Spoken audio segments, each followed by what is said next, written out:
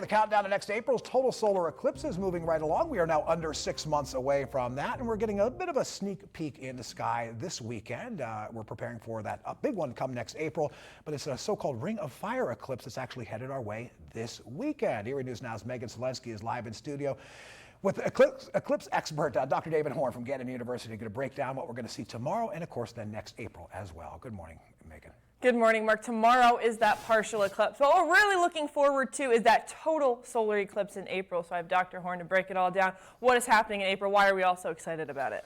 So in April, this is the spectacular kind of eclipse when the moon completely fits over the sun, and the moon is going to cast its shadow onto the earth, and it's going to sweep up across the nation like this, and 30 to 40 million people could possibly be in the shadow of this one. But here at home, why is it so important that we are seeing it, and why are people so excited here? Well, it's important for people of Erie because it's going to be the year 2144 until you get a chance to see it in Erie again. So go out there and take a look at it if it's nice and clear. But these are rare, as I said, and the eclipse is coming straight through our region, and we are the largest city in Pennsylvania to be very close to the longest totality of about 3 minutes and 40 seconds. And people from all over will be traveling into Erie, and if they're trying to find the best place to see this eclipse, where should they go? The best place to see the eclipse would be down towards the coast there along the lake.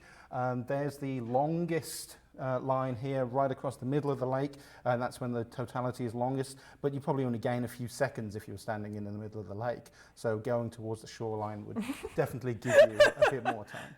And if we want to look at it safely, other than staying out of the lake, what can we do to make sure that we're protecting ourselves during this eclipse? So during the totality, which lasts about 3 minutes 40 seconds, where the moon completely fits over the sun, that's safe to look at with your eyes, but only that part is safe to look at with your eyes. The rest of it, which is about more than an hour's worth until this happens, you're going to want something like these glasses here, which have special filters in here that enable you to look at the sun. Standard sunglasses won't cut it. These are going to be the things that you want, because these block about 90% or more of the light that's going to come from the sun.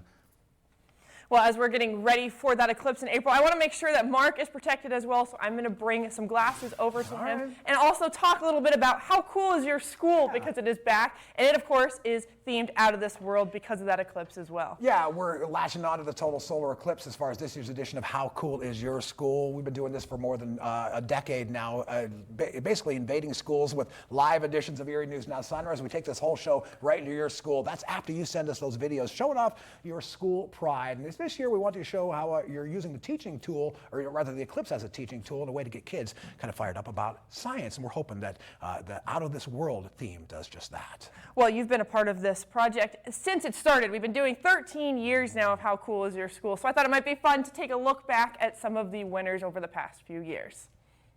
2020 was the height of COVID, making the How Cool Is Your School theme all about the unsung heroes of the pandemic. The winner, Iroquois Elementary School, as they honored their janitors for keeping their school germ-free. An invisible germ hang around the school. Who you gonna call? In 2021, the theme was Community Matters, and Union City Elementary were our winners. We are Union City strong. You can count on me like 1, 2, 3, and I'll be there. As the COVID restrictions started to lift, we were back in the classroom last year together again. The winners, Quarry Area Intermediate School.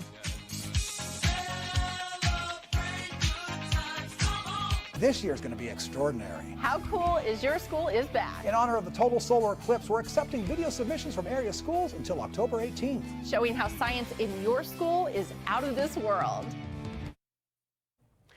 It was kind of appropriate that we had Cool and the Gang celebrate as part of one of those videos, because it's really about celebrating what's going on cool inside those schools. And of course, we get to spend a couple of, some time with those kids as we invaded for that live broadcast. Again, we've got 1 week to go till the deadline, 2 weeks to go until that first live broadcast. And for those out there that are planning to make this video and think that their school is the coolest, do you have any advice, words of wisdom? You've been in it for 13 years. Well, much like the teachers tell you, stick to the instructions. You can find that all at erienewsnow.com. Stick to the time frame, stick to the theme, and I think that's going to be pretty easy with that out of this world eclipse related theme this weekend. But again, we're looking forward to judging those videos. We'll do that in just about a week's time, right after that video submission deadline. You can find out all you need to know about the Erie News Now How Cool is Your School contest by heading to our website, erienewsnow.com. Megan, thanks so much for helping us out with this one, and we'll have some more fun over the next couple of weeks.